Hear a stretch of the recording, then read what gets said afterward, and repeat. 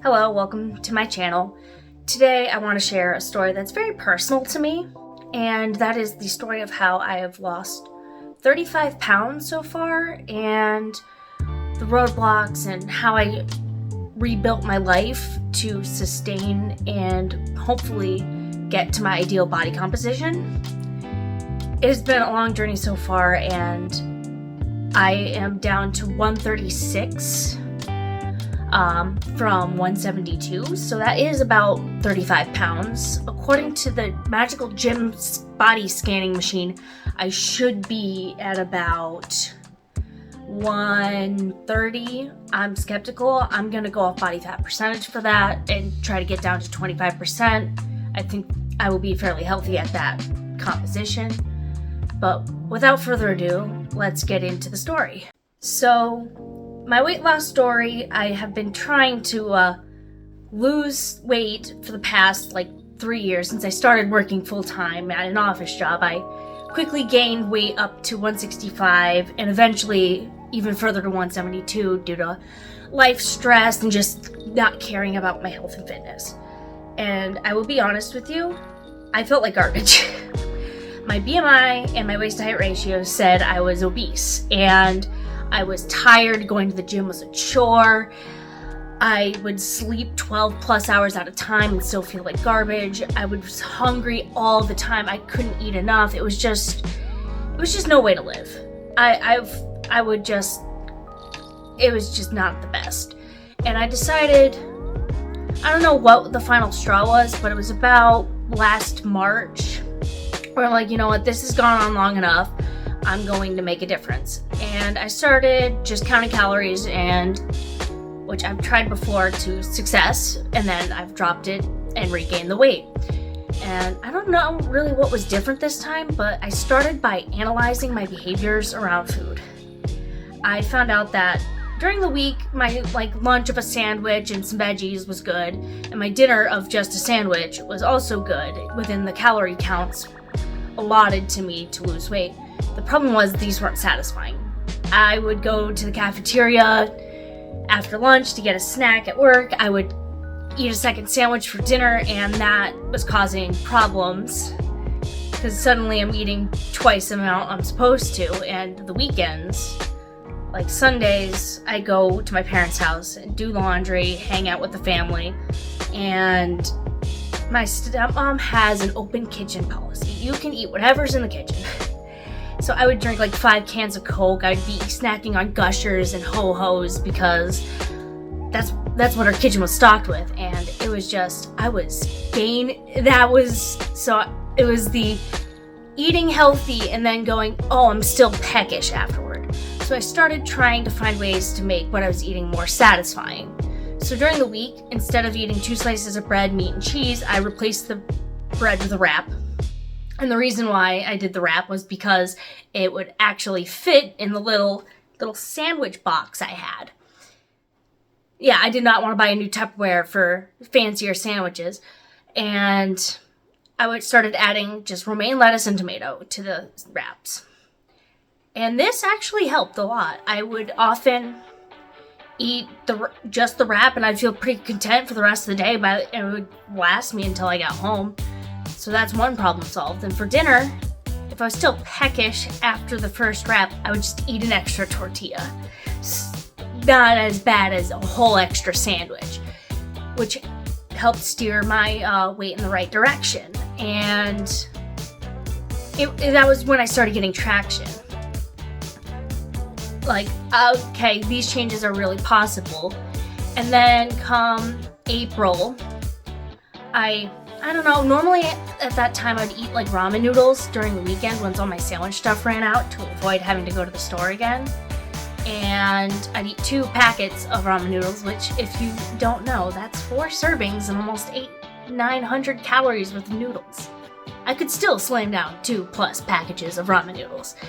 And I'd eat those on Friday dinner and Saturday lunch and Saturday dinner. And ramen noodles are great for a cheap snack, but they're gonna make you very hungry given a couple hours, especially if you're overweight. You're just gonna get that rush of carbs and glucose in your system, and then you're gonna be sugar crash, hungry, lethargic. And there was once after a workout or something, I wanted to eat something. I didn't have ramen noodles, but I had half a bag of frozen vegetables in my freezer, left over from when I made soup last. They were still good, so I just threw them in a pan with some olive oil and seasoned it and ate it. And then I'm like, that was actually pretty satisfying. So I started making veggie stir fries instead of ramen noodles, which is a little bit more expensive by like $1 or $2, not crazy, where I do a whole bag of frozen vegetables and like pre-cooked grilled chicken or a couple of cans of tuna. Now I'll also do salmon. Sometimes I'll throw in an egg or two, and for about 500-600 calories, it's a massive bowl of food, and I will be full for hours on it. It was like another problem solved. So the wraps, the stir fries, and that just left Sundays. I started really working and trying a few different things to fix the Sunday dilemma, because I was doing so good during the week, and then we did family dinner, so I would eat a bunch of junk food and then be ravenously hungry come dinner, and I would eat like a 2,000 calorie dinner because there's always food to go around. So I'd be eating like 4,000 calories on a Sunday, which undoes pretty much the whole week. So I tried protein shakes, which I still drink them on occasion, especially after a long workout or a long run, just to get my calories to a state where I'm not like in a 900 calorie deficit for the day, because that is not healthy, especially on days like today where I ran 13 miles. But I digress. So I was trying protein shakes if I got peckish. That kind of helped, but not really. And at the grocery store, I don't know what got into me, but I'm like, those cherries look good. So I brought a bag of cherries with me to my stepmom's house. And instead of snacking on the cookies and crackers and all the good stuff that's in the pantry, which is still tempting, I'm not gonna lie, I love me a good pack of Gushers. But instead of snacking on that, I would just snack on the cherries. A whole bag of cherries is like 250 calories. And I would eat that all day, and it has fiber and sugar. It was like, here's my solution, fruit. So now I, instead of eating like 5 Ho-Hos and a couple packages of Gushers, I'm eating a bag of cherries and a pint of blueberries. Or like cotton candy grapes are one I commonly get, because they don't come in an enormous bag of grapes, and I can eat that in one sitting. So that helped. And then kicking the soda habit was hard. And that one just took a lot of willpower to get my caffeine hit on Sundays and to get that sweet carbonation. I've been drinking Celsius. They're only 10 calories. They're honestly not healthy. It's an energy drink. It's marketed for health fuel, but it's like, I guess if you want to drink one as a pre-workout, but it's basically aspartame and chemicals. It's not healthy, but it's better than drinking 5 cans of cola. So this strategy lasted me throughout the summer. And around this time, after I call it post-eclipse trip, is where I really started making progress. The weight started creeping down, and these changes were working, and I was gaining momentum. And around this time, I started running. I will thank Glitter and Lasers for that. I will be honest, her Can I Run a 5K series had me go, really? That's running a 5K? I'll show you a 5K. That was my logic. So I started training. I registered for one, and I got shin splints like right away. So I only had like 2 weeks of training out of the 2 months leading up to the race, but I ran it, and the people were nice. The race was fun. There were people along the route cheering you on. It was really enjoyable. So after the race, I just kept running casually, and I had at the back of my mind a goal of running a backyard ultra by the time I was 30. That was my goal. I started trail running here and there. I really loved that, and that got me to like September. And at September, I decided I was like 155 pounds, down from 172. And like, I've lost a fair bit of weight. We're in pumpkin spice season, and I love pumpkin spice. So let's just try to maintain your weight through the end of the year and then go back to losing weight. At this time, my training volume started to skyrocket. I started training. I found a 50K, and I'm like, why can't I run a 50K? Like, what reason? No one's given me a good logical reason as to why I can't complete a 50K. And then I started thinking, well, what if I just went from 5 to 50 with nothing in between? And that's been my ongoing goal. So I started upping my training volume and started challenging myself to longer distances, and I hit a wall. This wall, I got down 2 more pounds during this time because it was hard to keep up eating to meet maintenance calories when you're running 30 miles a week. But I hit a wall with my training. I wasn't running any faster times. I would start running and my legs and feet would cramp. I was getting out of breath fast, and at this time I'm like, okay, I need to up my strength training volume, and I need to up my training volume at the gym. At this time, I went to a Planet Fitness, which was a solid 25-minute drive one way, so it was 50 minutes round trip, which made it really hard to justify going to the gym for a 30-minute workout when you drive an hour. So I decided to take the leap. I canceled my Planet Fitness membership, and I signed up for a membership at Anytime Fitness, which is 5 minutes down the road from my house. And when I was signing up for them, they said, hey, you should try meeting with a dietitian. It's usually covered by your insurance. It was amazing. I'm so thankful for that. And then they gave me 3 free personal training sessions for signing up for the membership. And I tried both those things and loved them. I ended up buying a whole year of personal training. And my personal trainer, he's a fantastic trainer. I love working with him. And at this time, my dietitian started nudging me back towards weight loss, so I started losing again. And it's been pretty steady ever since. And she's been helping me with things like carb loading, making sure I'm getting enough protein to synthesize muscle, enough carbs to fuel my runs.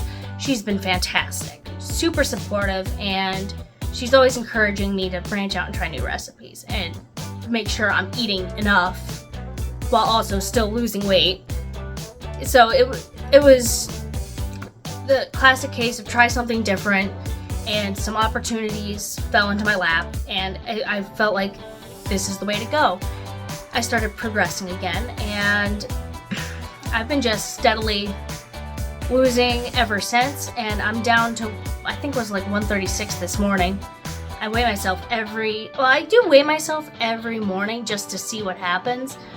You don't like get all upset if one day you weigh one weight and then next you're a pound or two heavier, and then the next you're a pound lighter, because that is enough. Like, drinking a glass of water is enough to throw off your weight. So I only benchmark my weight where it actually counts every Wednesday morning. I just go, okay, this is where I'm at. I really probably should be doing it every 2 weeks, but it's just a habit. I do it every Wednesday. And it's been a long journey, and I made small correctional changes over the course of a year. And I'm gonna continue to make changes until I get to the body composition I want. I'm not gonna say weight because I don't know at this point what my final weight will be. I could be lighter than 130, I could be heavier. My goal is to get my body fat percentage to around 25%, between, I think, healthy for an athletic running woman is between 20 and 25%. So that's gonna be my goal. And it's just a matter of, if you're looking to lose weight, start making small changes. And this just reminds me, I'm kind of scattered. I'm going unscripted. I wanted to be as raw and real as I possibly could for this story. Around the time I changed gyms, I was slighted by the tortillas one too many times. They'd all stick together and then just tear. You can't use it for a wrap. I was getting fed up. So I started meal prepping. I would cook lunch on Sunday nights, and that would be lunch Monday through Thursday. And then Monday nights, I actually just finished cooking and eating dinner. It's a Monday night. And I would do dinner for Monday through Thursday. And then Friday afternoon, I would hit up the salad bar at work. They have a really good salad bar.